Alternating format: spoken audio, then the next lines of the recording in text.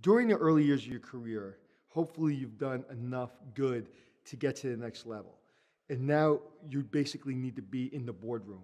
You need to have an executive presence. How do you do that? Well, you take all your experiences, and if you've been successful enough, you realize when to speak and when to be quiet. And that's probably the greatest lesson that I've ever learned. I can talk for hours and hours at a time. I can be a keynote speaker and get 5,000 people on their feet, but I can also sit in a room for hours and just listen to people. Having an executive presence isn't always having the answer, isn't always standing up and leading the group. What it is a person that's willing to listen and willing to ask questions. And you really get to that point when you have lots of experiences and some failures.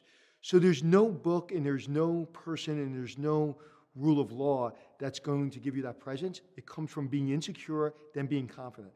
You have to go through that insecurity stage. You have to go through that mistake phase, and you have to start winning. And when you start winning, you get confidence. And the greatest confidence is to be quiet sometimes and let somebody else take their moment. And it's okay to let them succeed, even if you're just being quiet and you look, maybe that you don't look competent because you're being quiet. I've been in the room with a lot of great leaders. I'm like, they're not as smart as I thought they were because they were being quiet. And when it was their time to speak, they spoke and they led and they had something to say. And then you listen more intently. So executive presence isn't taught. It's earned, and you have to really pay attention to your instincts and to be able to read a room to start to develop that.